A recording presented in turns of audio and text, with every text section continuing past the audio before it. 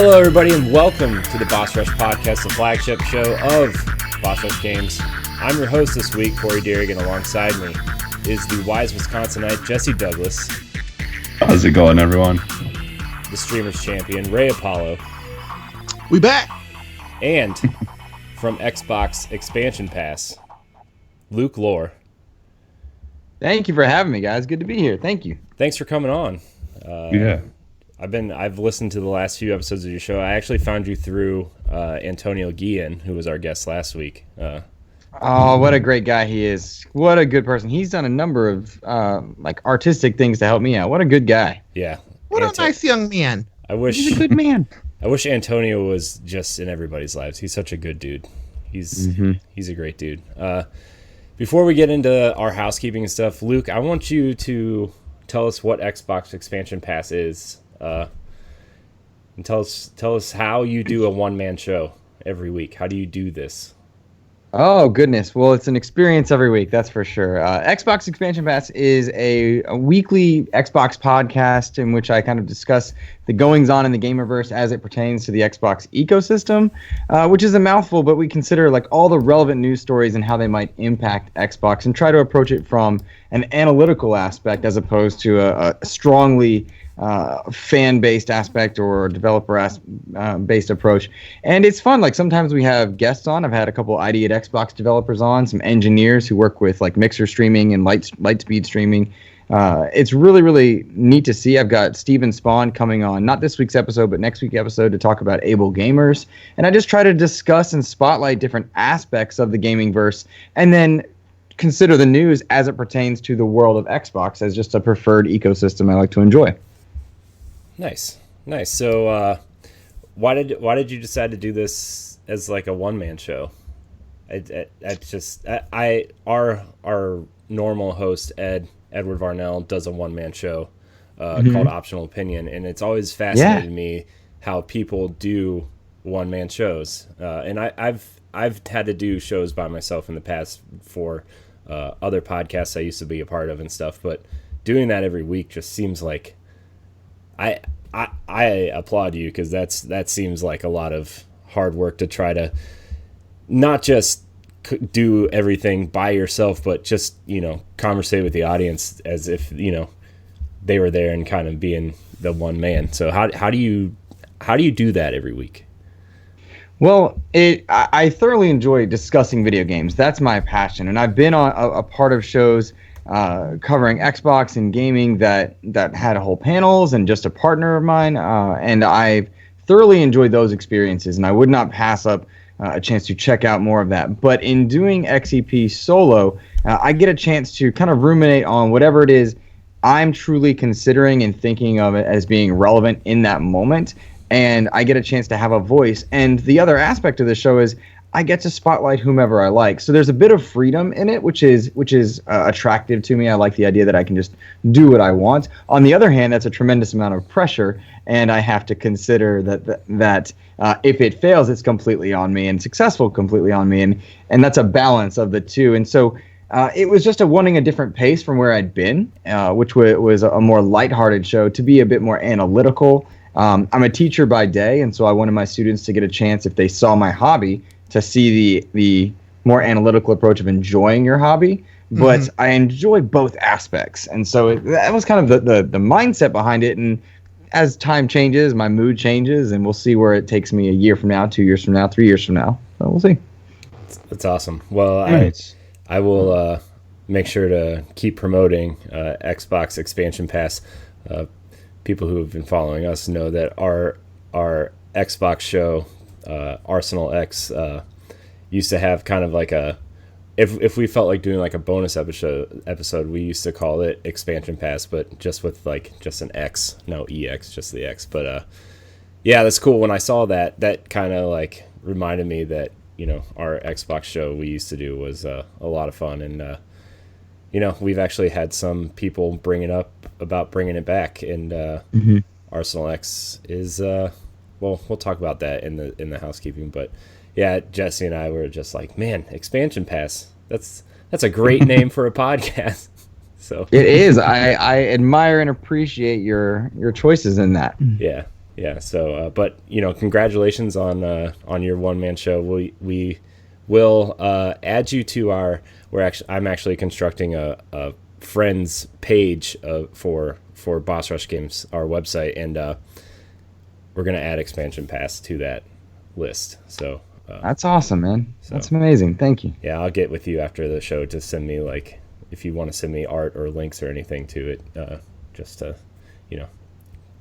much appreciated, man. Thank you. Throw your name out there. But we're going to get into some of this housekeeping real quick. I know this is the boring part of the show, but I think everybody will just have to skip if you ahead keep telling 3 minutes. They're going to believe it's boring. Hey, man, you know what? This is the Boss Rush podcast, Boss Rush Games flagship podcast, where each week we talk about the games that we love and everything about them. You can find the show on Apple Podcasts, Google Play, Spotify, Stitcher, YouTube, and anywhere else you consume the podcast, Tuesday mornings at 7 a.m. Eastern Time. Follow us on Twitter at Boss_Rush_Games, and on Facebook and Instagram at Boss Rush Games. Join our Discord, Xbox console community, and our Destiny clan. Just search Boss Rush Games. Live shows have returned, so you can follow us on Mixer and Twitch at Boss Rush Games Live. That is mixer.com/Boss Rush Games Live and twitch.tv/Boss Rush Games Live. All one word. To join the chat and ask us questions on air. You can also find all of our content on bossrushgames.com and subscribe to our podcast at bossrushgames.com/subscribe. Also, some upcoming shows from us. Pod and Play Revamped has officially started production. The show premieres Saturday, February 1st with Devil May Cry 5. Pod and Play is our seasonal show that lets you see the games that we love and talk about topics within the game, the companies that made them, and just the different themes that the games explore. So this first revamped season is going to be 10 episodes. So we really hope you check out our YouTube channel to find out more and check out the games that we're playing. The Retro Game Show is wrapping up The Legend of Zelda, A Link to the Past, and production has begun on the second wave with Super Metroid, Super Mario Bros. 3, and Teenage Mutant Ninja Turtles 4, Turtles in Time, coming to the Retro Game Show. Lastly, it is official. Arsenal X is making its grand return as we are finalizing, how the show is going to be structured and everything. We're also finalizing Sunday Night Arsenal live streams on Boss Rush Games Live, which include a pre-show, podcast recordings, reactions to Inside Xbox, and of course multiplayer games that we find cool on Game Pass or just games that we like to play. So you can catch that on Sunday nights on Mixer and Twitch at Boss Rush Games Live. Now that the housekeeping's out of the way, Luke, we're going to start with you. What games have you been playing this week? Oh, goodness. I am enjoying the lull before the storm, kind of amidst all the delays and stuff. I've been just enjoying evergreen titles while I wait for some of the stuff that I'm ready for. Right now, it's Star Wars Battlefront 2, of all things, which shocks me in and of its own right, because I did dive in when that game first came out, and it was disappointing. I enjoyed aspects of it a great deal, and other things kind of defeated the fun for me. But in the Celebration Edition that they launched, kind of coinciding with Rise of Skywalker, I booted it back up, checked out the content there, checked out the way they delivered their content, and fell in love immediately. I've been diving in almost nightly with my friend Joseph Moran from the Trophy Room, and my friend Kevin Butler, who has a great name. He sounds like the old VP of PlayStation, but we've been diving in there, I would say 5 nights a week, and just saving and conquering the galaxy accordingly. That game has really come around, and it's impressive and surprising because Frostbite doesn't do many things well, but it does look good, and it does feel good in that game. And now that the economy's fixed, I'm having a blast with Battlefront 2, of all things. That's awesome. Yeah, that's quite the common thread throughout the gaming world right now. A lot of people have gone back to it. So I don't think I've ever actually played the full game. I only played the demo of it, like the beta that came out. Mm-hmm. And then with everything that went on, I just never ended up picking it up. But I do have the EA access or whatever, so it is now downloaded. So I might go and check it out too, because I did like the first one. It felt, and I've heard that this new one they've kind of fixed some of the issues with the first one where it just kind of felt kind of plain and like basic in a lot of ways. Like there's a little bit more going on in this one, I've heard. So there's check it out. It's a love letter to Star Wars fans in a number of different ways, which is nice. The single player campaign, there are definitely some low points, but Iden Versio is played by Janita Gavankar, and her story is compelling, and she's quite a good actor, and I really enjoyed the single player, but the multiplayer is where it's at, and it's just a love letter to fans. You know, and they've got content from the oldest stuff to even Solo and all the way to Rise of Skywalker. So it's neat to see that level of content. Yeah, I'll say that it's a love letter to fans, but it went through a few drafts, but everybody got to see all the drafts, and that's kind of where we are. It's like, I was writing a love letter to you, but I sent you every draft version that I had until I got it right, which is fine. But a couple drunk texts in there, a couple of late night, hey, I'm so sorry at 4 a.m. And then it also came with postage due because you didn't send a stamp in. I mean, that's okay. It happens, but I'm glad it is where it is now. Absolutely, and the fact that you say that means I've actually been thinking about going back to it recently as well. I actually I'm glad that you said that a couple weeks ago too. The thing is, though, with these big multiplayer games, and I know that Battlefront 2 had a target on its back because A, it's EA, B, it's Star Wars.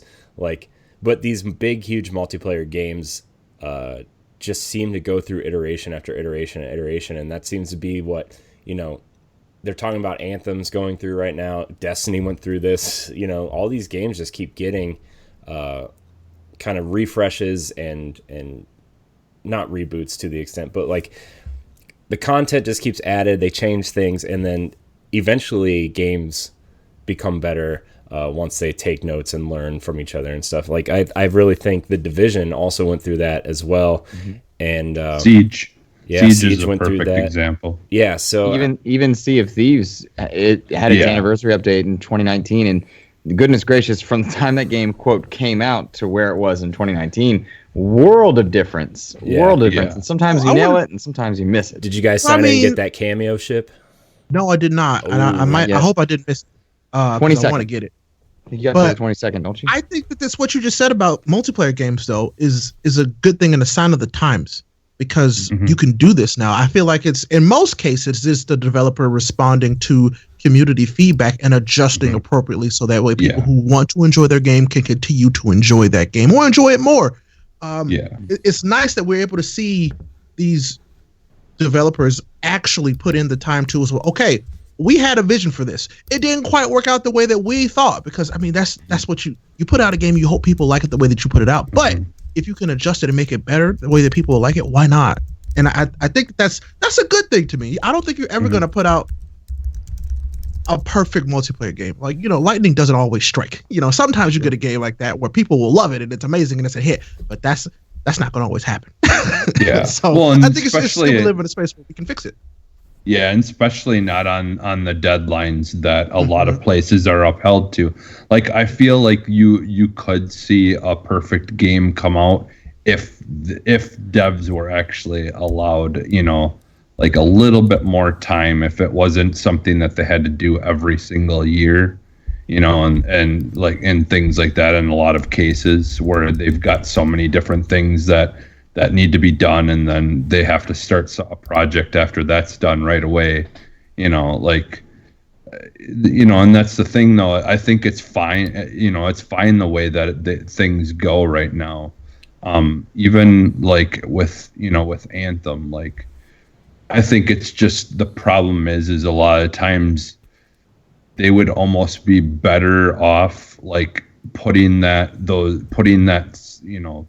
letting people know initially that, hey, these things may not be as expansive as we'd like it right quite yet, but it's something that we're going to try to work on. But I think the thing is it's hard, because then it's how long is it going to take? And if you Anthem, if you tell them you're going to have something for them at this and this time, and then it doesn't happen, well, now you're in a bad position. But I think as long as people communicate, and I feel like a lot of a lot, a lot of the developers that have made games where stuff started off kind of basic and they've added to it. A lot of the times they've, at least kept in contact with people about it and kind of updated people a lot. I feel like they did that with Sea of Thieves quite a bit. They were constantly making videos and, like trying to interact with people and let them know where they're at and how things are going and what their things that they want to do are going to be and when they'll be coming out and things like that. But I mean, you put it simply right there. Communication. We live in a time of instant communication, and that makes it harder than ever for these kind of companies because they're with a medium that is always looking for information but always wants something different. So yeah, the more that they communicate and the different styles they communicate, it's hard to keep up with that. And that's something that I actually really do want. I want to get into the industry specifically to help with that angle of the industry because communication is what's going to win the day every single time. And Ray, you make a good point. It's not just communication, it's how you communicate, because we've seen roadmaps be very damning and take people down the wrong path. We've seen people be so frustrated, right? And we've seen people be attacked on Twitter or at the very least questioned, on the simplest terms, questioned, on the most extreme attacked. And then they take a defensive tone, which sets off the community in and of itself, and you get a cyclical problem. So the way you communicate, if one thing we learned in the past 2 years, in the latter part of this generation, is that it's important to use the word beta appropriately. Yes. It's a lesson that I think Stadia could have learned. EA Access early access rather, is a powerful statement to use. And if you do that, you can look at was it xCloud right now versus the way Stadia is rolling out. You can look at Anthem's crash and burn. What was it? Fallout 76's break everything. There's a way to communicate and discuss with your fans and audiences, and we've seen some good and bad examples of late. Yeah. So, is that all you've been playing? Is Battlefront? I wrapped up the Darksiders games. I'm really looking forward to Darksiders Genesis hitting consoles, and that was kind of a guilty pleasure game. One thing I enjoy are the sevens. I like swimming in sevens, playing a lot of different games, and the truth is, on a spiritual level. yeah, I've been having a good time with that kind of thing and just rolling through and enjoying games that maybe I missed at launch, and just playing through. Game Pass is it is a gift to gamers to just try out games, and if it's not for you and you didn't break your wallet, I love that. So I've been just checking out smaller stuff. It's been a good time. Nice. Yeah, Darksiders is one of those games that it's weird to say that I secretly like, because I feel like it's just a thing that a lot of people just like quote secretly like Darksiders, and I actually just downloaded it because we're doing a thing called the Boss Rush Backlog Challenge this year, and Darksiders, all three of them, I've played them all, but I've never finished them all, and those games are part of that challenge for me this year. So I hear you there. Darksiders is a interesting series. So it's good to get time to play these before kind of the heavy hitters of the year. This is the right time to get to do that, Yeah, especially, like you said earlier, all the delays that just happened. So yeah. All right, Ray, it's your turn. What are you playing? What did you stream this week? So I've been playing a lot of the Division 2. We actually just hit World Tier 1 in the Division 2. So this is me going back to the Division because I played it initially on PS4 and did not like it. Could not find anything to like in it. And was like, I just didn't know what happened. Just didn't like it at all. And then one day I was like, you know what? I want to give this a shot. I saw what they had done. They said they made some updates. Didn't look into specifically what they had done, but I just wanted to try it again. Something was like, you should give that another shot. And I did. And I fell in love with it. I really do enjoy what they did with this game. It's easy to play. It's easy to look at. The story is interesting enough to follow.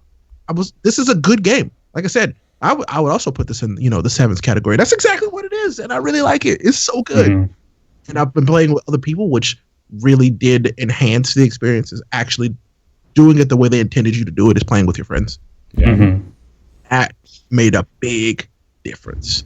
So I played a lot of that. I'm going to keep playing it because it's just easy to play, which I appreciate games that make it easy for me to play them, especially games like that are kind of changing over time. It's kind of like Destiny for me, where I just kind of like, if I just need something easy to play for about 30 minutes, 40 minutes, just hop in and, sometimes Destiny takes that long to get into a game.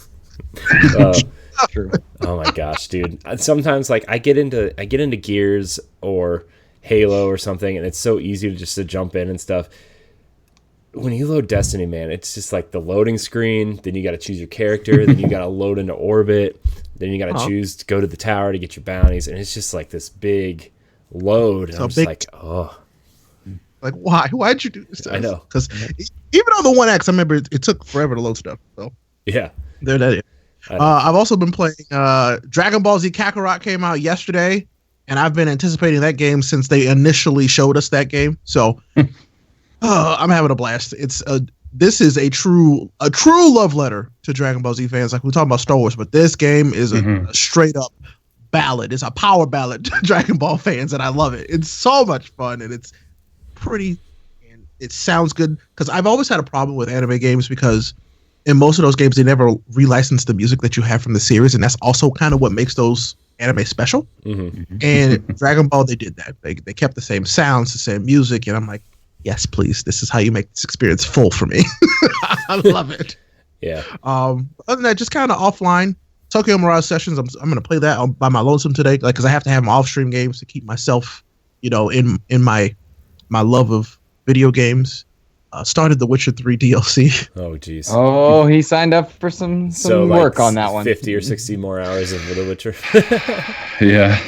They're like 100 hours now, apparently. Because which one did you start? Blood and Wine? I started Blood and Wine. Okay, Blood and Wine is the one I started. And I'm like, well, here we go. And I blame the TV show, which I absolutely adored. And I'm not mad about it, but it's like, here we go. Yeah, another 60 hours of Witcher. Because when that game came out, 2015, I played that game for probably at a minimum 120 hours. At a minimum. We are of the same brethren, Ray. Right with you, my dude. Right with you. I'm excited. I'm really excited to jump back into it. It's just been something I've been wanting to do, and today I was like, you know what? This week I was like, I'm just gonna do it. Just gonna do it. Here we are. And I'm sure I've been playing some other stuff that I can't really think about off the top of my head, but those are the big ones. So nice. Yeah, I know a lot of people have been looking forward to Dragon Ball. So. Yeah, and that's the one that isn't a fighter, right? I think it's an open world RPG. It's an action. Yeah, it's an action RPG, like an open world-ish. The puppy was like, "Hey, people are here." The dogs. That's funny. Yeah, it's not an episode unless the dog barks at someone coming home. Unless Lennon is hanging out. He's the boss rush. I will say our dog May, it's named after May from Overwatch. She now knows which doors are being opened, and so she only barks when the front door is open. Yeah. Yeah. The garage door, she knows it's either me or mom. If it's the front door, she's like, "Hey, somebody else is here. I don't know who it is, but I want to let you know." I can literally walk through a door and then come back to it like 2 seconds later, and he barks at the door. It's because dogs think you're leaving forever. Who do you think it is? That's true. It's like, "Hey, but I thought you left like 2 years ago. It's been like 30 seconds." I just had to pee. I just shut the door. Oh man. Yeah. I love dogs. Oh man. Same. I do too. The cat that just lays there, and my wife has a cat, so just sleeps through life. Dude, my wife's cat woke us up at like 6 o'clock this morning, and the kid was sleeping so good, man. And the cat just, because when I get up for work, I feed the cat at like 6 o'clock. And, just so she doesn't wake my wife up, and didn't wake up at 6 o'clock today, so she was there scratching at the foot of the bed, scratching our hands that were hanging off the edge. Like, and my wife just sprayed her with the water bottle, and then she comes right back in, and yeah, it was bad. Yeah, ours is the same way. She's regimented, but she's also a crackhead because we got her on we got her on like painkiller stuff because it's like she has some issues. She's older, and so like we we'll mix in the half of a pill with some like the canned food stuff, and so like if she'll bug you for like 3 hours straight if you don't give Give it to her. She's a crackhead. But yeah, cats. Wow. Cats. Jesse, what are you playing? Anything Well, exciting? okay. Well, kind of. I mean, I got a good jump on my backlog. And so me and Corey finally finished Gears of War 5. Yeah, Nice. turns out we were literally like 3 chapters from the end. That's right. yeah. We talked about this. I remember that. Did you Yeah. you guys beat the game, right? All of you? Oh, Beat yeah. the game? Oh, yeah. Yeah. We were at that Brumac fight before the without spoiling, the choice. That's where we were at. So we literally played for like 45 minutes and beat the game. And we had it on like the second to last hard mode, and then we're like, yeah, why don't we just turn it down? Because it was just getting so ridiculous, like just nonsense deaths, like, and things were happening that like were like that literally, I think the game breaking. It still has issues with like co-op, like online co-op connection stuff. Yeah, because like we were experiencing not only just lag, but like, you know, random grenades going off when there was no enemies around, and like it was just like, it was ridiculous. Even on normal, like we were at the one part where you get to this beacon, and when Jesse would pick up the Hammer of Dawn, it would just end up somewhere else on the map. Like when he would pick it up. Yeah, because I remember that. Like whenever I would pick up the Hammer of Dawn, the second I picked it up, like a second later, it would just fall back onto the ground, and it would re-pick up the gun that I had dropped to replace it with, and then I would have to go to it again and then pick it up again, and then that time it would stay in my, and you know, as my replacement gun. But yeah, for whatever reason, it was doing stuff like that, and I had like guns I would switch out, and then they would just, even though they still had ammunition in them, they would disappear sometimes, and there's just all kinds of weird things going on. But it was tolerable once we dropped the level down of difficulty. You know, like there was still some parts that were a little harder, but yeah, it just like when you're lagging and stuff, and you know, things need to be so precise, it's really hard. It was really hard at times to you know, enjoy it, but we definitely were enjoying it when we finished it there, once we dropped the level down, because it wasn't like just nonstop dying, and I don't know how we would have beat the end parts without dropping the level down, because some of them, like I said, were hard just even on normal. Pouncers and like all those pouncers and like the heavy swarm guys, like it was like, don't get me wrong, like back when I was a young lad, you know, I played through Gears 1 and 2 on Insane by myself, and that was a good time. Now, you know, being a dad and a husband and someone who has to actually work for a living, don't have the patience for that. Not one bit. So Yep. Some would say you didn't beat the game unless you played it on the hardest difficulty without save states and only wearing one sock. I know. Yeah, because if not, then you just cheated yourself, bro. That's right. I know. That's right. Cheated yourself, and not just yourself. I'm not a real gamer, guys. but also the game. not a real gamer.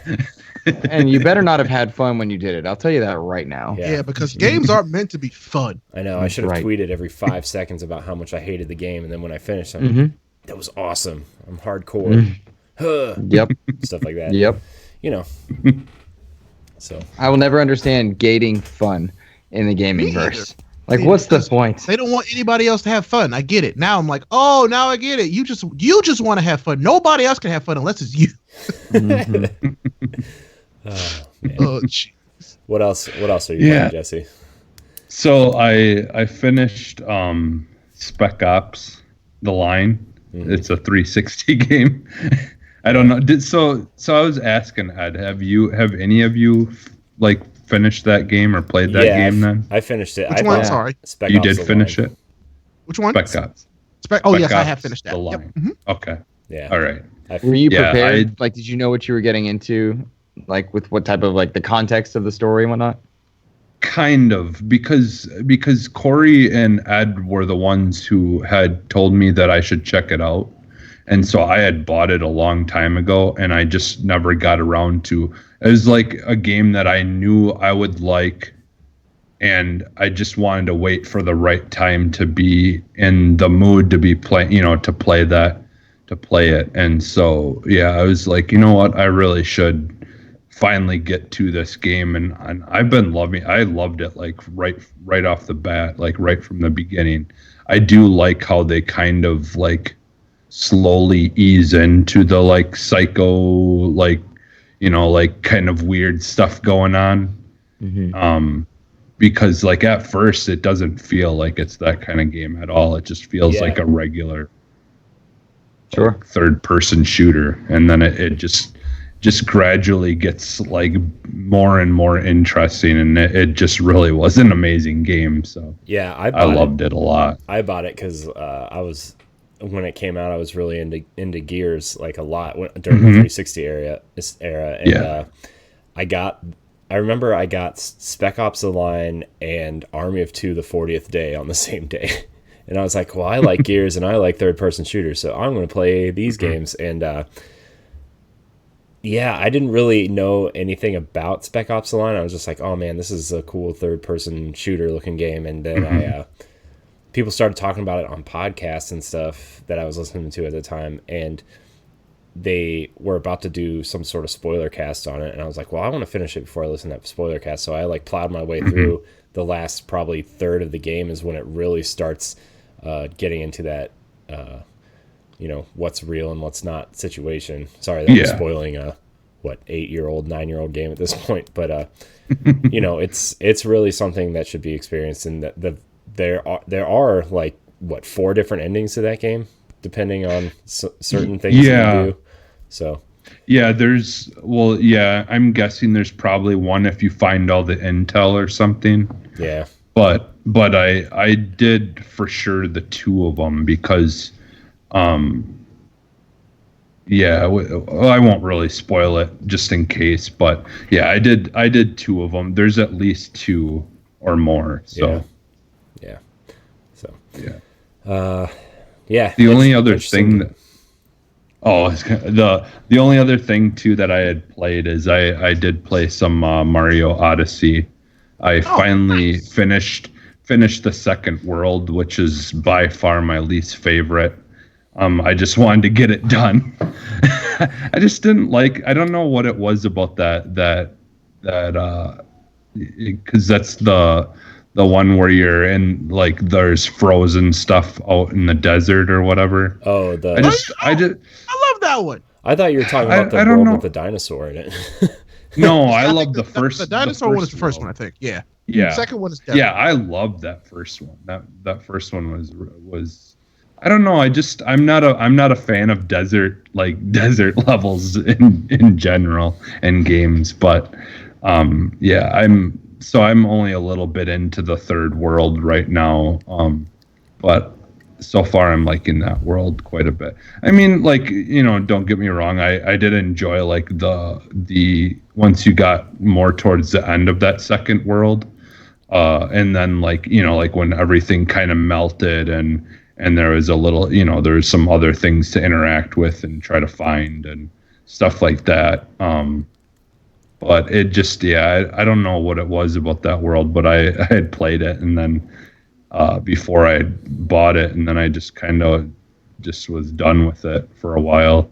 My son wanted to get it though, and so he ended up getting it for Christmas, and I just the other day I was like, you know what, I'll play that, go back to it and try to get to the next world, just get that world done with and see what's after it. So I'll probably be playing that here and there for the next couple of weeks and stuff, so till I finish it. But nice. Yeah, I think the real appeal of that game is what opens up after you quote roll credits, with the way the worlds open up and stuff. But okay. I never went after I rolled the credits. I was like, I don't really feel like going back. I don't think I liked Mario Odyssey as much as a lot of other people did. I mean, I'm also in that boat. I enjoyed it for what it was. But I'll be very honest. I had a much more fun with 3D World than I did without it. Yeah, so did I. I'm right with you in all of those sentiments. Very much agree. Yeah. I love 3D World. 3D World's my favorite Mario game since Mario 64, I think. So that is the next port I'm hoping for to the Switch. It needs to be. Well, it needs to be. There's 3 coming this year, so apparently. So I hope that's one of them. That'd be fantastic. That is the exact type of port they need if they are indeed to compete with the Sony and Xbox launches of next gen. If Breath of the Wild 2 is not on their slate, they're going to need some heavy hitters in terms of ports to keep Switch relevant in the news cycle. Not relevant to gamers, because it will always be relevant to gamers. Nintendo has a magic about them. Thank you for phrasing it that way, because that's very important phrasing. Yes. Absolutely. They've got an incredible catalog. They know how to deliver it, but you want to keep them relevant on the web pages and the news pages, and recycling into the feeds. And so, with 3D World would be an excellent port. I think Metroid is one that we always say, and we're always disappointed it's not there. But it's not a banger in sales. I get that. It's yeah, me too. I get that, but I want it. Give it to me, please, Nintendo. Right with you. Well, there's I'm sure there's a lot of people like me who I've kind of played some of those the Metroid Prime games. I played, I think, the first one a little bit, but I just never really got around to playing the other ones, and it's something I would like to experience. I think a lot of people now would really enjoy the Metroid Prime trilogy. A lot of people, I think it would be right in their alley. I really think it would be a good one to bring back about now.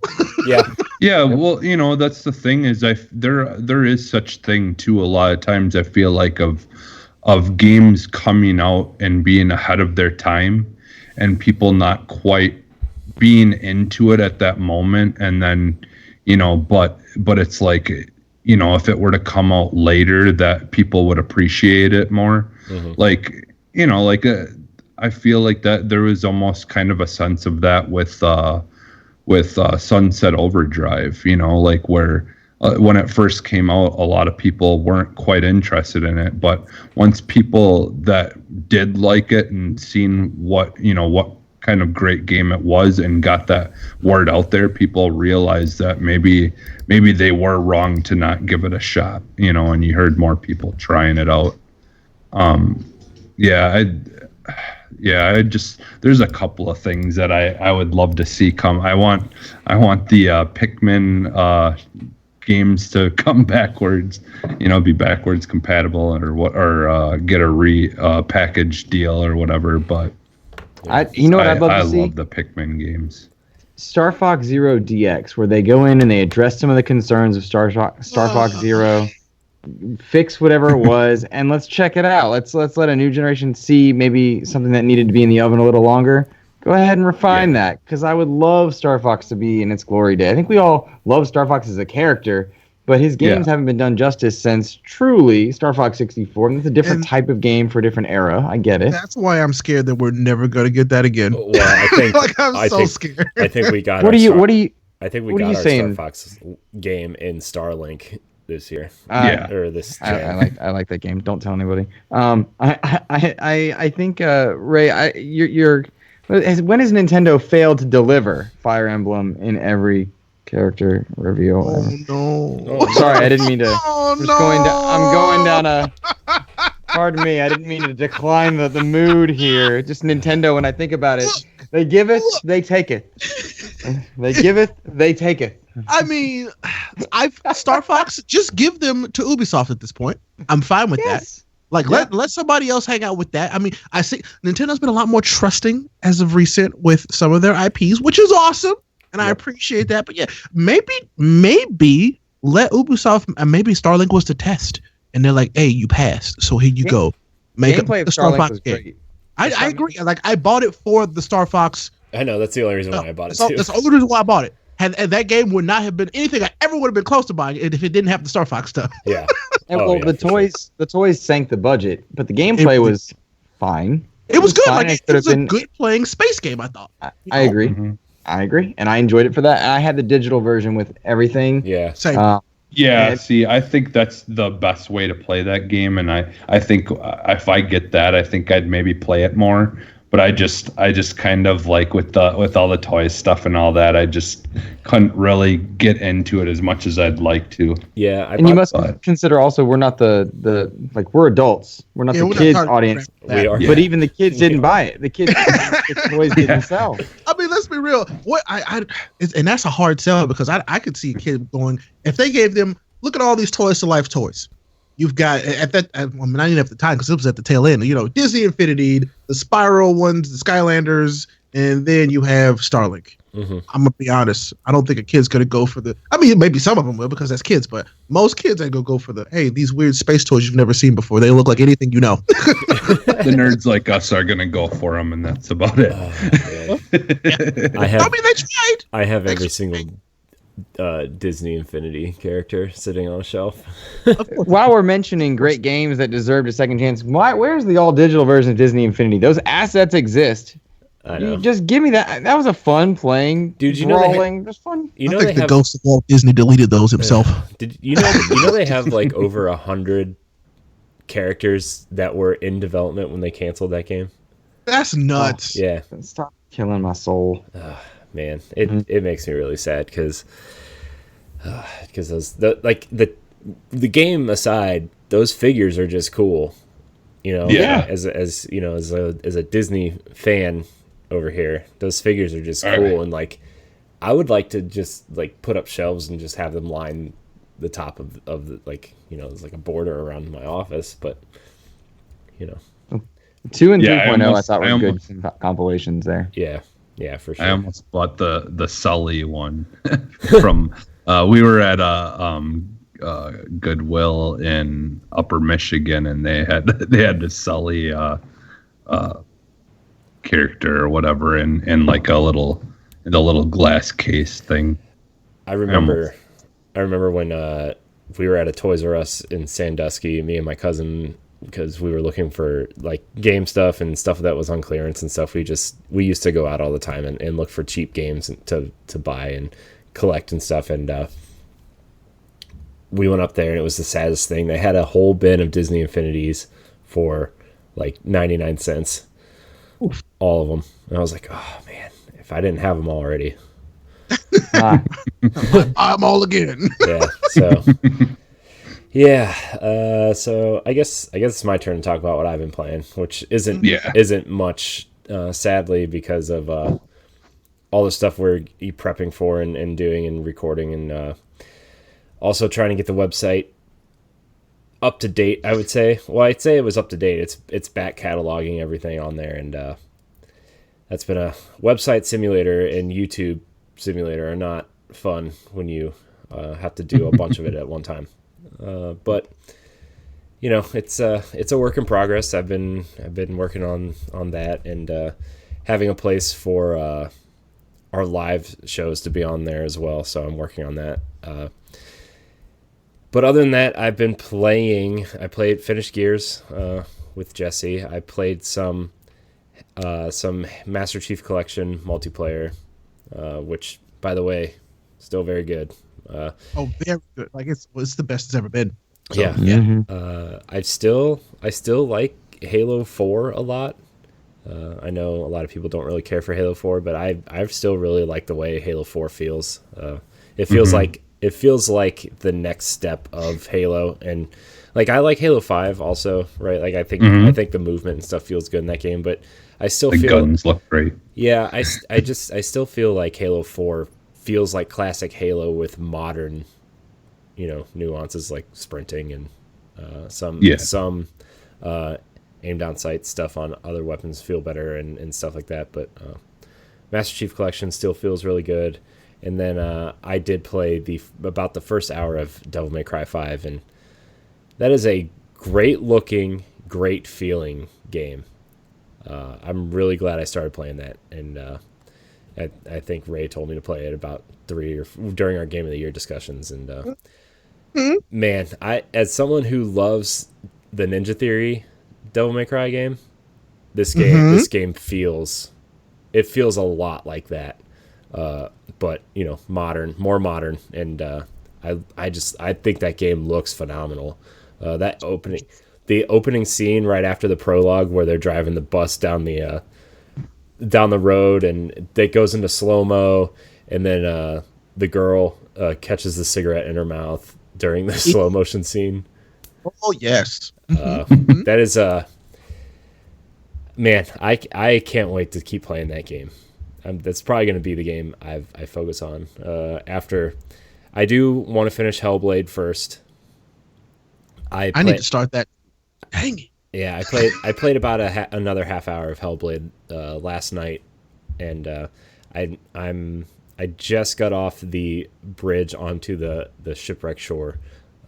I'm trying to do a 100% run where I find all the lore stones, so that's kind of why it's taking me so long. But I think Hellblade is a very fascinating game. I almost wish it didn't have any combat in it.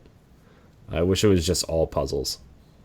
It is odd because its combat is so good, and yet the game is not about that. I know. There's so much more to it. I know. Although the last episode I did say I did not care for the combat, but that was before I figured out that you can block and parry attacks, and that changed my whole entire feeling on that. So hey, look, video game. Turns out when you learn how to play a game, it becomes more fun. Who knew? Who that how it works? Yeah. But by the way, did you guys see the tweet from Melina Jurgensen for her makeup test for the new trailer? She put she just took a headshot of her in the makeup for the new trailer for Hellblade 2. Looks really good. I gotta tell you, man. Well, I mean, what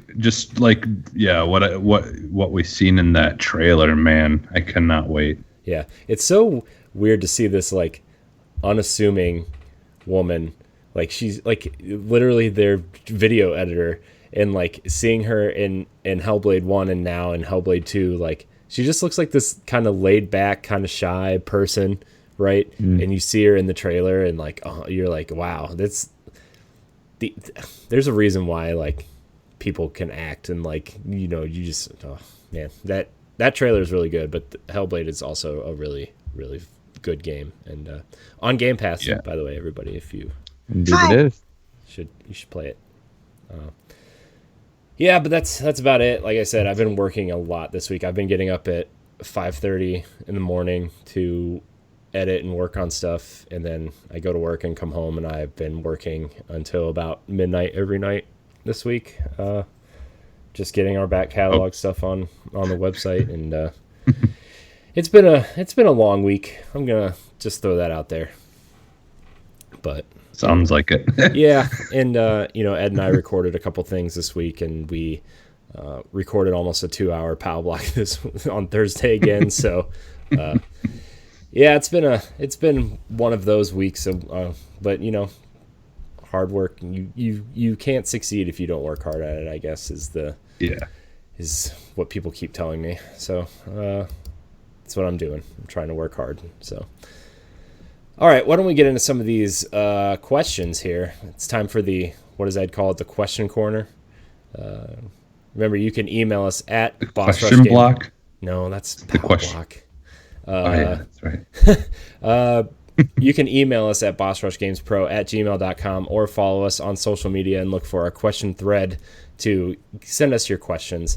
We're going to start with the person who seems to send us questions every week for some reason.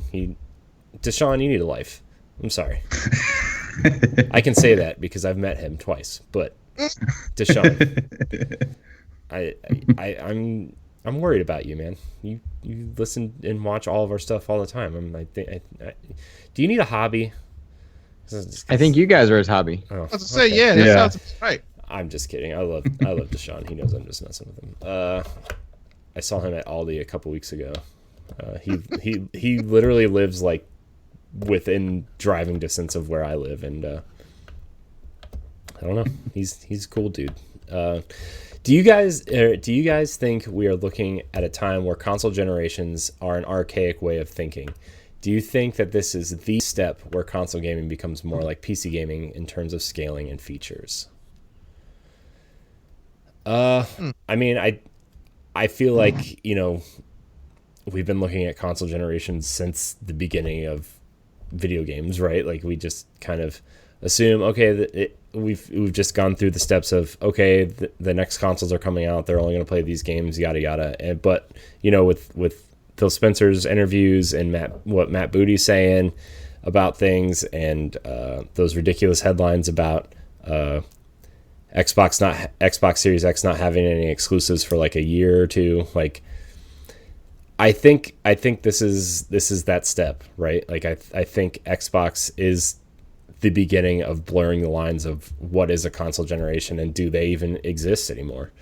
I really feel like, really, if you look outside of gaming, Apple's been doing this for a while with iPads and phones and stuff. And, Nintendo even was doing it in the 2000s with the DS, where you started with the DS and the DS Lite, they could play GBA games. And then, if you wanted to have a adjustable light on your DS, you bought the DSi or the DSi XL. And then if you wanted to play 3DS games, you bought the 3DS, but they still played DS games, right? Like I think there have been other examples of this, but I think this is really the first kind of mainstream outside of PC gaming way of looking at, okay, this generation is clearly being blurred.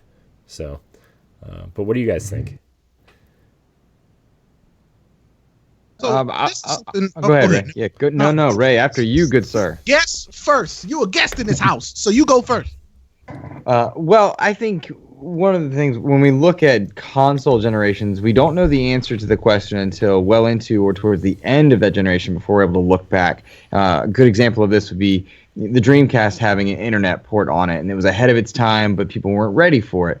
You saw Microsoft try this kind of blurring of generations with the digital storefronts and the digital methods at the beginning of the 2013 Xbox One, and that was a disaster as well. So the context of the conversation changes the way that we look at generations overall. However, I do think that we are seeing companies, in an effort to make more money, change the way they're bringing us content. Hardware gating is no longer going to be a thing because more people playing your content, engaging with your content, means more dollars being spent. So it's more likely to see that, yes, new generations will be more iterative, smaller cycles of hardware in between because they won't do terribly drastic things in between. But then if you were to step back and look at a 6 to 7 year gap, they will be more drastic. And that's a good thing because cross-gen and catalogs that travel with you and forward mean that you don't need to, when you do buy hardware, buy 5 games, trade off everything that you had before and be locked into just those 5 games. You have stuff for a library that travels with you. So I like that. I do think it's an archaic way of thinking. However, that it will take time for the general public and the general consumer base to make that transition. That's it. You don't just flip a switch. Sony has 104, 105 PlayStation 4s out there, 105 million PlayStation 4s out there in there. And Jim Ryan has said they want to transition that consumer base as quickly as possible. Well, that's going to take a long time to do. Whereas Microsoft's approach is different with 50 million boxes out on there, but they're going to reach more screens faster with their approach, and they will each learn from each other. So I have no problem with the transition to a new way, and I do think it is likely that we see them take a more PC-esque approach. But I go into console gaming because I don't want to worry about my graphics card. I don't want to worry about the drivers therein. So that will always exist. It'll just change over time. That's all it will come down to. Xbox. I'm talking a lot. I apologize, but console streaming is now being tested with the insider ring for Xbox gamers right now. That means that you won't need certain hardware to just play whatever is branded Xbox. That's awesome. I love that. That means more people play the game, and I do not care if my friend is playing on the latest and greatest system, so long as we're playing Halo Infinite together, as long as I'm having a good time. Don't care where the headset or any of that's from. Just want to play. Right. Yeah. Making Game Pass Ultimate available for if you have the same games across, mostly across Xbox and PC, and it's cool because I do have a iMac that I'm working off of here, but I just installed Windows on it, right? So I can play some of these PC games, because the one I'm really looking forward to is Gears Tactics, because I'm not eventually, I'm sure, I did hear on a couple podcasts that they might try to make the console version a launch game with the Series X, cross-platform with the Xbox One, but I'm not waiting till November to play Gears Tactics. So I did do that, and it's really interesting to see, like, I downloaded Sea of Thieves as like a test run on PC, and my progress was just there. Like, for the limited progress, I would say, from the Xbox version, because I've only played with Jesse and a few other people when it was us playing multiplayer, and just seeing the progress carry over and just be like, oh, well, my Xbox is in the living room, so I'll just go play this on PC instead. And plugging in my controller and it just working with Windows was also a nice thing to see. There are a few little hiccups so far. Like I do think I need to format a Windows external hard drive to download certain games. I don't know why Sea of Thieves downloaded, but Halo Reach won't download for some reason when I try to install it to an external hard drive. But I use the same external hard drive. I never formatted it to Windows, and when I flip back and forth between Mac OS and Windows, where I edit all the stuff on through Mac OS, and I think that's the reason. But I really like to see the progress carry over, and like you said, Xbox is becoming a platform no matter where you're playing these games, right? And I think that's something that is really, really nice to see them try to do, and even if you're playing games on Steam, like, those games are still integrated into Xbox Live in some way, and you're still going to be able to play, right? Right, like, you can still play Halo Reach and Gears 5 with Microsoft Store users, right? So yeah, and Jesse, like, you've been playing through xCloud also. Yeah. So. Yeah, and that's been working pretty well. Obviously there's a little bit of an issue. Like, it doesn't work as well on internet connection through your phone, just because, unfortunately 4G it can technically is strong enough to play on, but it's at the lowest ring, like, of kind of the amount of internet that you need to be able to play streaming.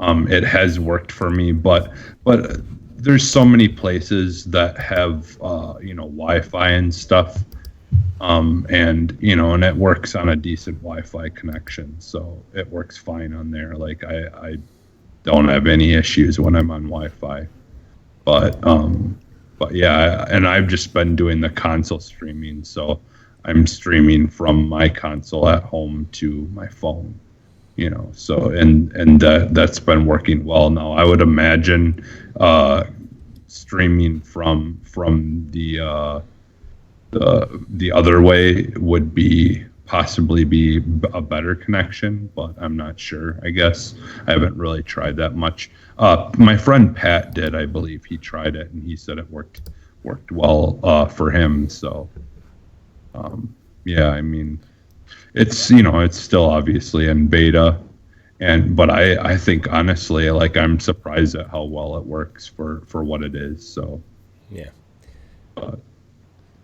Like, and then as far as his question, like, yeah, I think we've, unfortunately, like, you guys talked about it last week, there is kind of a lot of, like, weird mixed, like, information going out there that's kind of taken a negative approach towards Microsoft and the way they're, that they've chose to do things. But I honestly, like, as far as it goes with the like exclusive thing, like, I don't know why they wouldn't be doing, like, making the games look better on the newer consoles and run better on the newer consoles, and but it would work just fine on the older consoles. Like they've done basically almost every generation. Those last couple of games that come out that are for both of them, like Nintendo has done it, Xbox did it before, PlayStation has done it, I believe, with like 1 or 2 games. Like I think there was still some that they didn't let, that weren't able to be played on either system, but at least, they used to do that a lot more, I feel like. And I really don't see why now all of a sudden that's an issue. But I think we could possibly too in the future see a time where the systems are even maybe more like a PC, where you could like eventually, like they might actually, I don't know that they would go to graphics cards being able to be changed out and swapped or anything like that, but I could see them finally relenting and saying, hey, from now on, kind of like the 360 did, but not the we want to make money way, and actually make it where you can pull your hard drive out and put a bigger one in. Like maybe like modding it in ways like that, but I don't know that they would ever really do anything more than that. But yeah, I don't know. I guess, I don't know. It's hard to say. That's the thing, like who knows what direction ultimately like things could go in.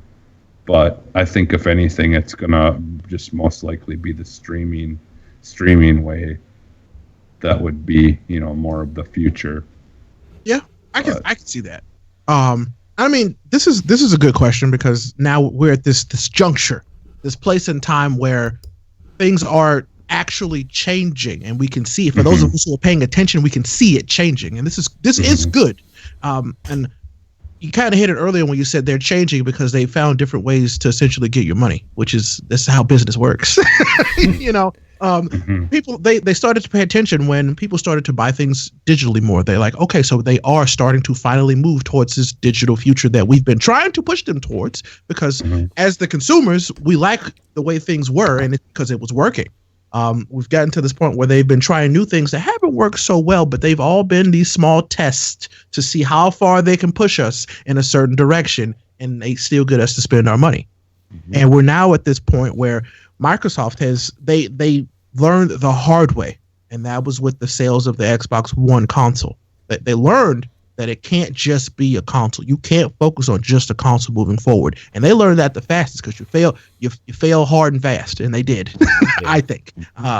And so with them moving more towards a subscription model and making it more accessible on more screens, that's how they're gonna be successful within themselves. And it almost like looks like, now this is kind of a different topic we can have a different day, but it seems that Sony is almost taking notes with that rumor that Horizon Zero Dawn is going to come to PC. Oh, absolutely.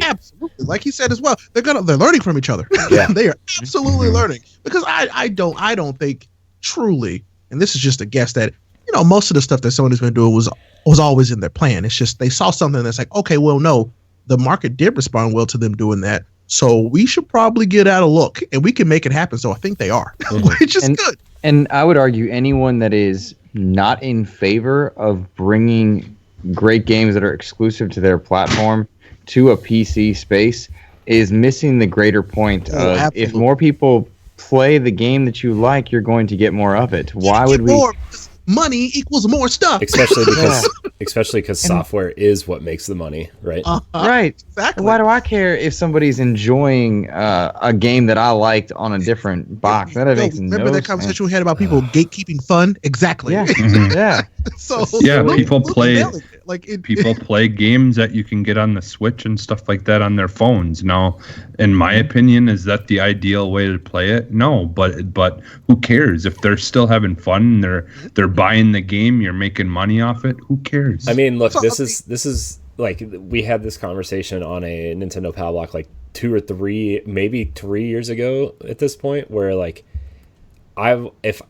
this was when my wife and I were starting to talk about having a kid, and I was playing a lot of Zelda in handheld mode, but then I was playing it on the TV for bigger story moments, and we had a conversation about bigger games like Destiny and The Division and games like that, where I would spend a lot more time in those games if I had the time to play them, right? And the xCloud, the way xCloud seems to be going, like if I could just sit there and grind out a couple things on Destiny, on my phone, and then play on the TV with my Xbox friends, and then move to PC and play it when I'm streaming, and all just have one account, and it all just works, and it all just, my silver from Destiny transfers over to all three of these different places depending on where I'm playing it or how I'm playing it or the reason that I'm playing it. Like, that's the world I want to live in, man. Mm-hmm. I mean, there's also, they're paying attention to these trends. Yeah. I would like to guess that most people now are far willing to play games on smaller screens like iPads and phones than they were a few years ago. Video games, consoles in general, were these big screen TV things. That was how you enjoyed a video game. But now they've got it to a point where you can make things look great on a smaller screen. You can make stuff look great on a 6-inch screen, a 10-inch screen. They look fantastic still, and people are willing to enjoy them in those settings. And so, of course, why not make it scalable? Why not allow people to play on any device that they want to play on? Because now we know that they're going to do that regardless of what the device is that they're playing on. That's the stuff they're paying attention to, and I'm really happy to see it. Now, when Deshaun says, is it an archaic way of thinking? I wouldn't say it was archaic. It was just what we knew. Mm-hmm. We now know more than what we did before. And so with things changing, they want to innovate. And like I said, they're innovating to get our money, of course, but they also want to improve the space, I think. But money is the motivator. I get that. Well, and the thing is, like businesses, especially in the gaming industry, when it comes to new consoles and stuff like that, especially, Microsoft is kind of on eggshells after the launch of the Xbox One. They've also got to take a much more, cautious approach sometimes. And what may seem like archaic to some people, maybe, is just what they're looking for. Because if you make too much of a big jump or a big change on people, you can lose a lot of people. And so, unfortunately, it's got to be something gradual. And yeah, I'm like a lot of us that, like tech nerds and things like that would love to see things advance highly, but it just, like from a business stance, it just can't happen too quickly. Right. I mean, gradual changes in tech are smart. It takes time, but also sometimes the technology just isn't there as well. But to answer the second part of this question, is this the step where consoles become more like gaming PCs in terms of scaling and features? We're on our way there. We're absolutely way there, and that's very clear. I mean, I remember when they first adopted cloud gaming, like cloud saves. That's when I knew. Mm-hmm. Yeah. Makes sense. And I think the visual test will be Halo Infinite, right? It's whoever has a Series X versus a PC versus an Xbox One, right? Like I think you're going to start seeing smaller changes there too, and that's when people will really get it, I think. Yeah. I mean, to take this question one step forward, something I'd like to see, when we're getting back into this kind of modular technology, I'm hoping that is kind of the way that we move, that you do buy one box and you can swap out the components very easily with these modular pieces that you can buy. I mean, I there's part of me that knows that won't be the way it goes because everybody is trying to reduce their carbon footprint, and that leads to more waste when it comes to things like that. But maybe if they somehow figure out how to make these more incremental and it's over time, and so instead of producing whole new boxes, you're producing boards that can be swapped in and out of a box potentially. I don't know. Mm-hmm. I feel like, I'd hope that's what we could kind of get, maybe, because I'm tired of buying a new box every 5 years. I'm not gonna lie. I mean, it's a long time, but still, then we've got all these boxes that are just sitting around. So if it switched to a box that just works, and then we're switching these boards out that they can be recycled and used in other products, potentially that's solving our problem. Who knows? Yeah. But I'm excited about the future. As long as I can play my games whenever I want, wherever I am.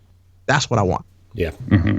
I think the only thing that I feel like might be an issue, and I mean it's if people do it on PC all the time, but like I could see them, like right now if you try to open your Xbox, there's like little things on it that like if you open it, it basically breaks your warranty. Mm-hmm. And so like there's like little things like that they probably worry about, and like if someone tries to put it in and wrong and something breaks or something, then like the Xbox is built with the Xbox just being the Xbox in mind. Yeah, if it's built with people moving things and changing things in mind, I feel like that's a different conversation. Yeah. All right, we're gonna move on to our next question. From Samantha Cross. She writes in and asks, what third-party ports are still missing from the Switch that you would like to see? We talked about it. Mario 3D World. That's a first-party game. I want that one. I know. I do too. Nothing else. I would like to see the Persona like full Persona games come over to Switch. Like stuff like that I just feel like would be good on the Switch. Like I would play it on the Switch. Like it just, I don't know. There's I mean, Persona 4 was the reason to own the Vita for a long time, so absolutely. Yeah. Some argue say it's the only reason to own a Vita, but I want to see knock off that mess. I want Danganronpa real bad on the Switch. Yeah. That'd be wonderful. Man, I can't imagine there's a lot of third parties that haven't been touched that I want over my Switch, given that a lot of times third party games I want to be on a more powerful like 4K display. And the way that cloud streaming is going, we'll get that because a lot of our devices do that, which is nice because that's going to force Nintendo to adapt however Nintendo chooses to adapt. They never go according to what you might see. Exactly, which I love about them.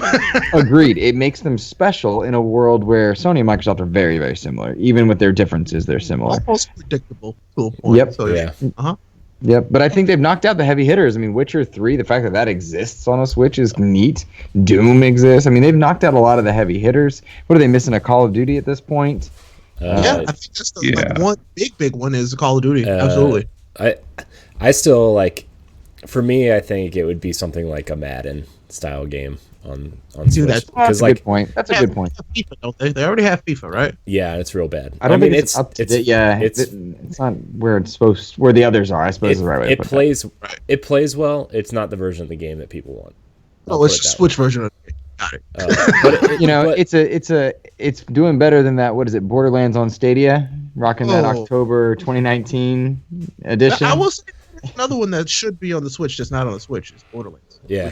That's a good point. Yeah. There we go. See, we got some answers out of that. Like when the Game of the Year edition of 1 was announced, like I feel like that was just like an easy win for them if they would have just put that, even if it was just digitally, right? Because Gearbox put Bulletstorm on Switch randomly. Like, why wouldn't they put their biggest game on Switch? You know what I mean? I did think that was weird, but I also feel like it was that might have been a time versus money deal, and they had people trying to make Borderlands 3 work. So who knows? I owned Borderlands 2 on my Vita. Don't tell me it couldn't have happened. I know. Right? Shame they didn't make it. That's the version of the Vita that I bought, was that Borderlands version. So, man, this is impressive that it technically functions on this small machine, but I bought a PSP and then I never fell for that trick again. Although the PSP was great. I love my Vita and my PSP. Guess what? Sony didn't love the Vita as much as I did. I'll say it. Right. I'm right with you, Ray. With you. I had 4 games for my PSP. I had 2 God of War games, the Kingdom Hearts game, and Final Fantasy Tactics War of the Lions were the 4 games I owned for PSP. Man, I had so many random PSP games. So many. I had a Naruto game for it, but it was all in Japanese, so I couldn't read it. Because it was the only way I could. At that time, I think it was the only way that I could get a really good the Naruto Ultimate Ninja, the fighting games or whatever. Mm-hmm. Ultimate Ninja Storm games. Yeah. Yeah, I think they started on that only in Japan for a little while or something. I don't remember what it was or why it was that I couldn't play them, but that was at the time. I think they were only in Japan on the PSP, and then eventually they started coming to like the PS3 and Xbox 360 and stuff, but. Yeah. All right, we're going to move on to our next question. Hendrix Pasternak writes in. He says, "Hey guys, it's been a while since I wrote in. I'm really enjoying your recent shows, and I really think y'all are hitting your stride. Antonio was a great guest last week too." Thank you, Hendrix. Appreciate that. Do you guys think Sony not going to E3 benefits Xbox and Nintendo, or do you think it's smart? I'll start this off. I honestly think it's both. Like it could technically be both. Yeah. I think that it's, like last year, I'll be honest, Xbox got to show more games, that might have, possibly went to Sony's stage or to their show, some of those games. And for the first time ever, I actually watched the PC show, and I felt like they had a lot of really good games on there that probably were, would have either went to Sony's or somewhere else or whatever. And so, I feel like like them not being there last year kind of gave everyone else, a couple more things that they could show and just kind of really knock a whole bunch of things out. Because I don't know, I loved E3 last year. And then at the same time, if they're really being serious about trying to do the their own thing when it comes to their shows and they're showing off their stuff and all that, and kind of doing taking a page from Nintendo's book, then I say more power to them. I think it could be a smart thing to do if they want to try to take their stuff a different direction than what they've been doing, because I'll be honest, the last couple of times really hasn't worked for them. Like their last E3 appearance, there was a whole big debacle, and people just found it really confusing, and just it just didn't go over as well as they hoped it would, I feel like.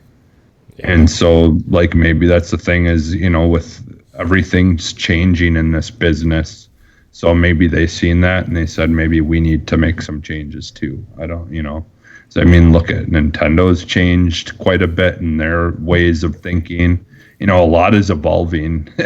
And I feel like these kind of things are going to go right along with the evolution of where things are going. I think things are going to change, and with more people streaming and doing stuff on online and on Twitch and on all those things, I feel like there's just so many more people that are focused or interacting with online content, and so it's at this time they can do something online and not need E3 to get their message out there. But at the same time, I do think initially this year that it might affect the exposure of them not being at E3, but I don't think it's a significant amount.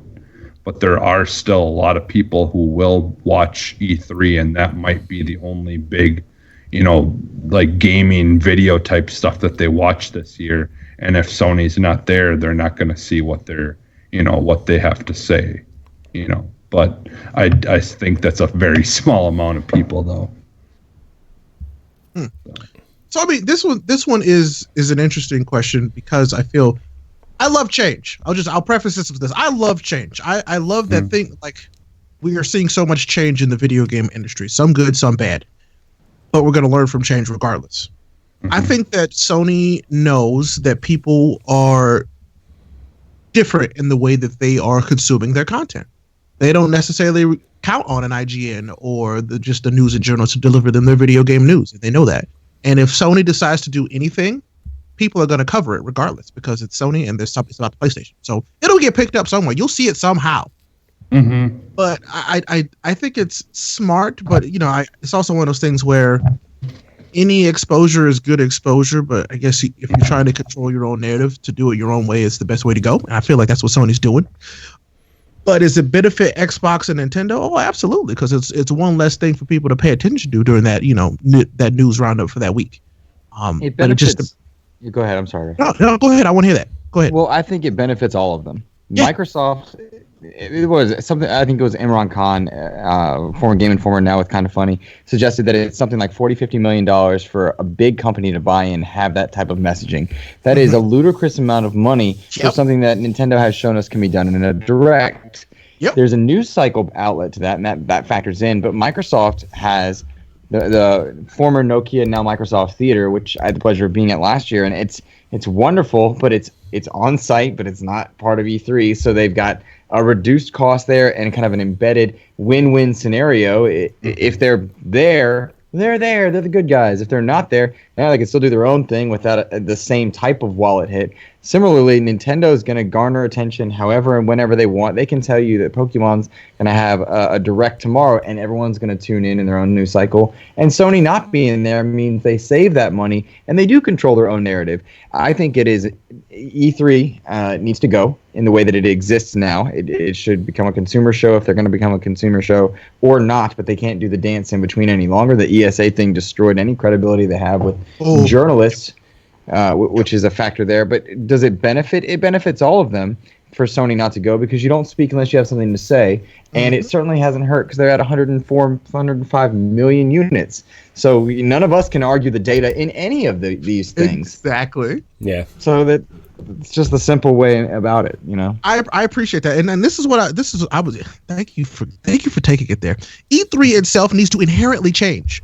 It needs to do something different. Like I said earlier, I love change. If E3 does not change, E3 is going to die a sad and miserable death slowly, and we don't want to see that. We grew up, and I know most of us did. We grew up loving the idea of E3. E3 was the pinnacle gaming thing. You love to see E3. You love to hear anything about E3 because that's when you learn the coolest stuff about the stuff that we love.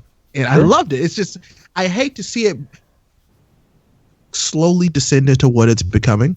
I made a joke the other day about, I'll never get to go to an E3. And that joke was partly true. I'll never get to go to an E3 the way that we grew up seeing it. Yeah, that doesn't exist anymore. It's gone. It doesn't. Yeah, it's a dead thing because times have changed. I would still like to go to an E3 because I still feel like it's an experience, but E3 is gonna have to do something, or else I'm not gonna make it. Well, time is of the essence. Also, to that point on E3 not being what it used to be, right? Like, a lot of people forget that Sony kind of centralized the head of PlayStation in Europe, and Europe has Gamescom, right? And they've kind of made Paris Games Week their thing too. So in the past, not necessarily like every year, but in the past they've done Paris Games Week. So like, if you're going to centralize your heads of PlayStation in Europe, why would you spend all that money to come to I know Sony has a US branch, but like, why would you spend all that money when you have Gamescom right there pretty much at your back door? Or, and plus what, E3 maxed out at what, like 60,000 people last year, roughly. Gamescom has over 300,000 people attend.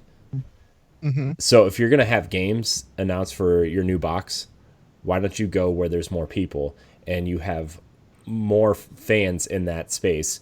And you know what I mean? Like, I just feel like them going to E3 is a story because we think about it as a, like, I don't know, as we live here. E3 is our show, but PlayStation kind of looks at Europe as kind of, it almost seems like Europe's their home base now. And maybe that's the way they're looking at it too. What I would say is Sony saw the writing on the wall and made the changes necessary for them to be the most successful. No, I agree with you too there. I'm just saying that I was thinking about that too. Which is good because time zones matter. They know where their audiences are. I'm pretty sure they have all the data for this. Yeah. And so you go where your biggest audience is. I get it. It's not like we're not gonna watch a Sony, state of play. We're absolutely gonna watch it, but the thing is we can watch it at any time. Right. It makes it easy for them and more to the point, if you can't watch it, you can find out the info very quickly. Yeah. Very quickly. Yeah. Exactly. Instantly. I do think it's absolutely smart for them to not be at E3. Yeah.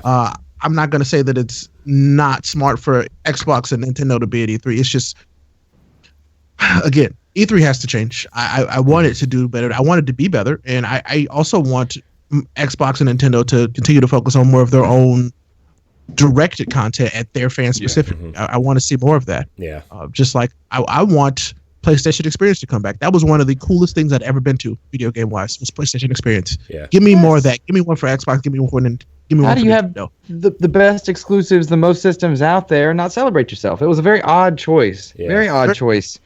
When XO's going on, and that's a successful show, which was cool, and then Nintendo's doing its thing. Why would you not have a PSX? Doesn't PlayStation have their own theater in New York too? Like, isn't there a PlayStation theater in New York? I actually don't know that off the top of my head. That sounds right, and I feel like I remember that conversation when PSVR was a thing, having like ringside and experiences. If only we had several devices right in front of us to look this up. There's no way to find out. There's no way to know, guys. It's all done live in a contained room where we have no access to any other devices. So PlayStation Theater is on Broadway in New York. So there you go. These little boxes that you're seeing us in, we're trying. Yeah. Oh man, but yeah, I agree with you guys. I think E3 has to change, and I think, Nintendo's been doing it for a while, and Xbox has kind of moved that direction with the Microsoft Theater, and Sony clearly knows what they're doing now with this. I think E3 is not what it used to be, and that's good and bad.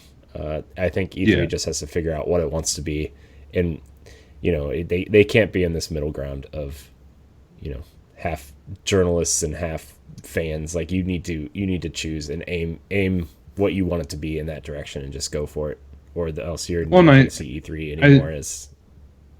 And I think they could do both, but they would have to it would have to literally be the days that they record and stream the shows are just the media, and then after everything is done, then the people can come in and do their thing, the next couple of days later. But to mix everything all in at once, it just makes it just a hassle for all the people that are there trying to do their job, I feel like. Yeah. So that I think that, like, honestly, that's probably the best way to go about doing it, is just let it be what E3 used to be first, and then let people come in and be able to experience all the stuff that they got to watch. Yeah. These companies talk about and stuff like that. Yeah. All right. We're going to wrap the show up with this last question here. We've been recording for quite some time, so we're going to wrap it up with this question. Greg Osterman III asks a simple question. He says, "Hello, crew. What are your most anticipated games that you think are coming in 2020, and what do you hope releases this year?" Well, what I hope is coming this year, I hope Nintendo does have Breath of the Wild 2 slated for this year. I mean, it's been 3.5 years. They have an all hands on deck approach, it seems like, with their internal teams, plus Monolith Soft has 2 of their studios working on it. I know there are some people at other studios that are asset creating for this game. I do hope that game is all hands on deck coming this year. But in terms of new games coming this year, like, I honestly don't really even know what to think, except for Halo Infinite is kind of at the top of my list.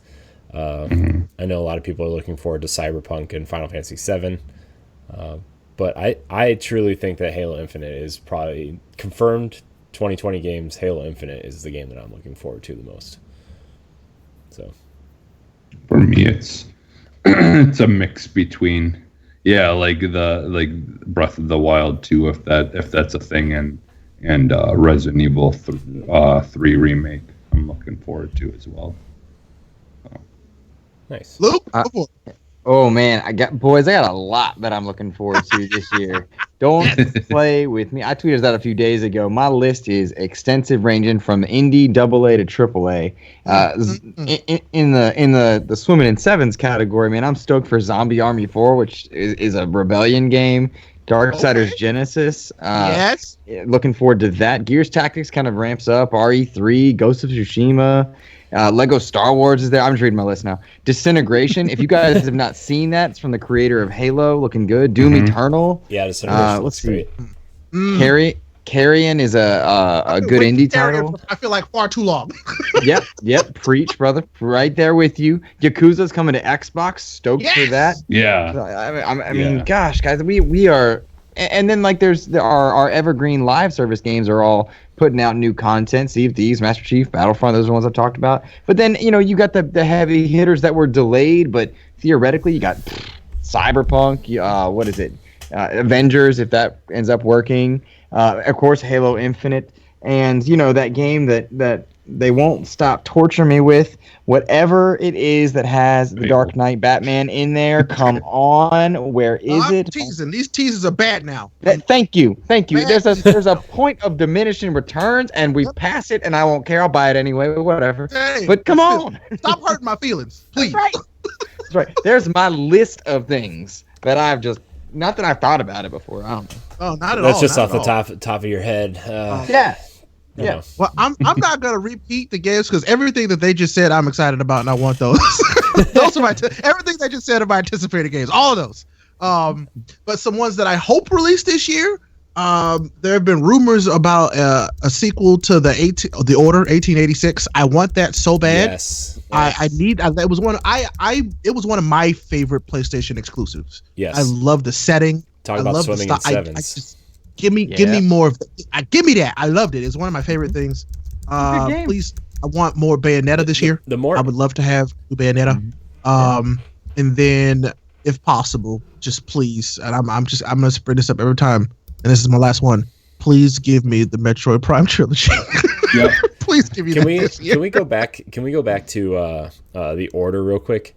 Of course, I love the Order. There's a rumor that it's coming to Series X as well. And which is fine. Probably Xbox One. But Sony published that first game. Does that mean that Ready at Dawn retained the rights to the Order and Sony just kind of let it go? I think so, and that's why we hadn't seen much about it. I think that's truly why.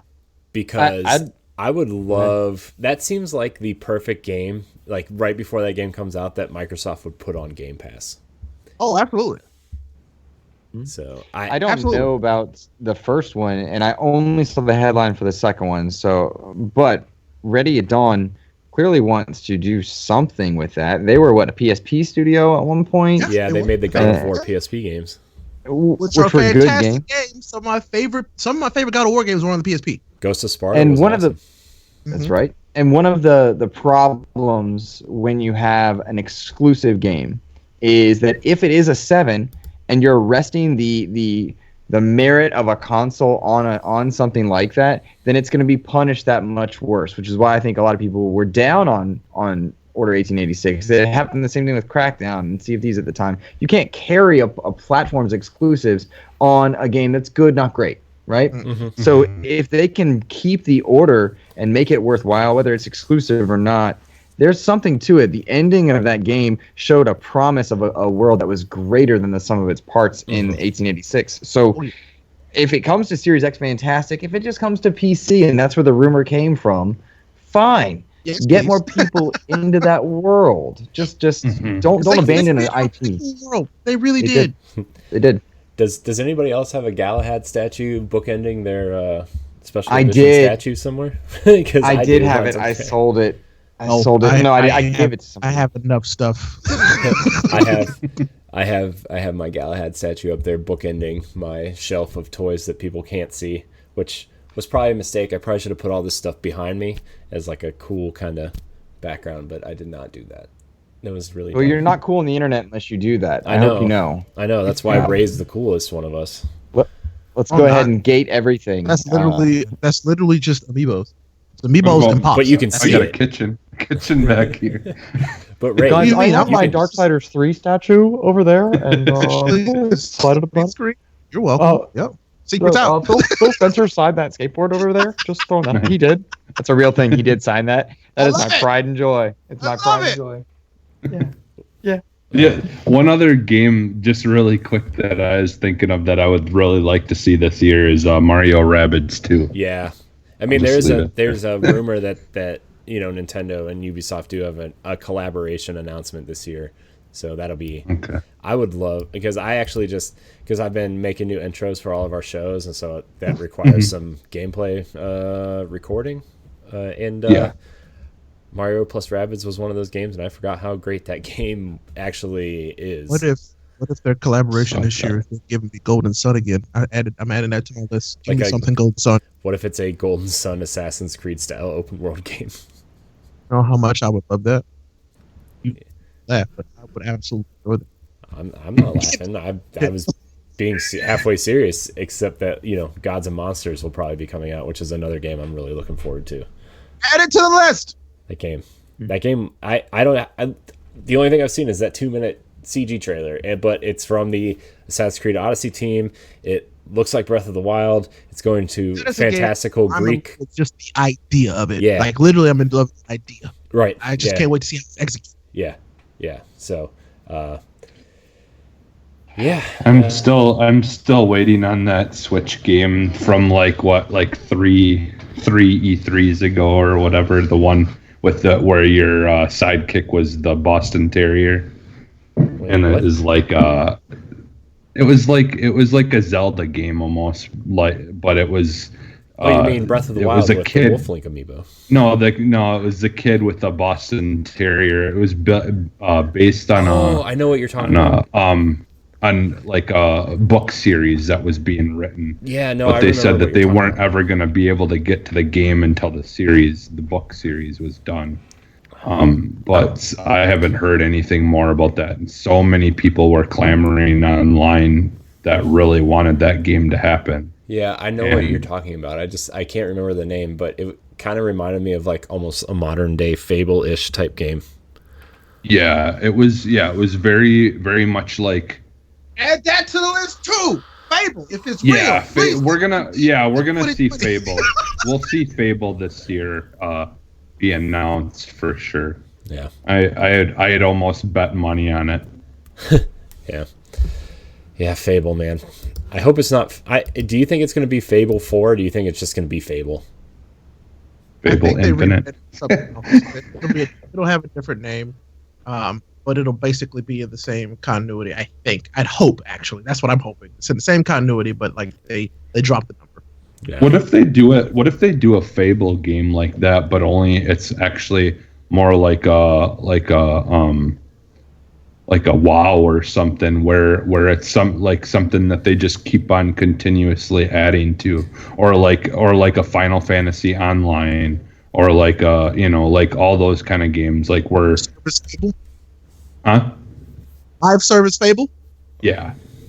Like I think that would be kind of cool. Maybe I just for that world they would have to add a lot. Yeah. To make it viable. Yeah. There wasn't a whole lot like in terms of magical weapons that made that interesting. I thought it was more the story of the choice that you had, how you interacted with the world. Special. I think that's my personal take on that one. Yeah. So potentially. Yeah, or like Elder Scrolls Online. I feel like that game had a lot going on, even in the initial, release of it. I feel like they had a lot. There was a lot to experience, and then they just kept on adding to it. And it's like at this point, I haven't been on it in a long time, but I can only imagine that there's so much stuff to do on that game that I'd probably be lost and confused. But. Like, I don't know. I think that kind of game could possibly work. Yeah. Good. And I mean, how many years has it been since we've gotten the last one? Too many. Yep. Yeah. I mean, we got Fable. We got Fable the Journey for Connect, but I don't think anybody wants to. Rude. Why bring it up? Rude. Rude. same thing. That's absolute wow. How dare you? Hey, you asked me when the last Fable game was. We also got we asked when the last Fable game was. That don't count. It sure does. That was a Fable experience. It was a game? Yeah. That was a Fable experience. You could go like this to make your horse go faster, I think. Does that mean that the Link like bow and arrow game and stuff that was for the Wii counts as a Zelda game? Yep. That's a Zelda experience once again. Man. Speaking of experiences, this has been the Boss Rush podcast. I want to thank everybody so much for watching live on Mixer and Twitch. I want to thank everybody for listening. You can catch us every Tuesday on your podcast service of choice, including Spotify and iHeartRadio, your streaming podcast apps, Apple Podcasts, Google Play, and Stitcher. Luke, thank you for joining us. Why don't you plug your stuff? Yes, my absolute pleasure. Yeah. Incredible guest, my friend. Yes. Thank you. Why don't you plug your stuff one more time for us? Oh, goodness. I host a weekly Xbox podcast discussing the goings-on of the Gamerverse called Xbox Expansion Pass, or XEP, and that's available on all podcast services. You can find me on Twitter at InsipidGhost, and I will return to streaming over on Mixer at mixer.com/InsipidGhost accordingly. Awesome. Yeah, I really appreciate you coming on. This was a blast. Yeah. Jesse, where can we find you? You can find me almost anywhere as Phantom NXS. Nice. Ray? Oh, yes. Well, I'm Ray Apollo, and that's RayAPollo. And you can find me just about anywhere online as that as well. But I want you to focus on Twitch, Twitter, and YouTube.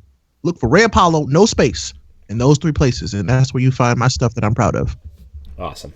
You can find me, amazing stuff, of course, at CorianHD713 on Twitter and CorianHD on Instagram and Mixer. You can also find me on the Nintendo Power Block podcast that I host with Ed, our normal host of this show. He's at that retro code. You can also find all of our content on BossRushGames.com and find all of our podcasts at BossRushGames.com/subscribe. Remember to rate and review this podcast on your podcast service of choice. It helps with discoverability. And follow us on Twitch and Mixer at Boss Rush Games Live. We really appreciate it. Subscribe to our YouTube channel and check out all of our content on BossRushGames.com. And until next week, we love you. Throw up the X. It's not that show, Jesse.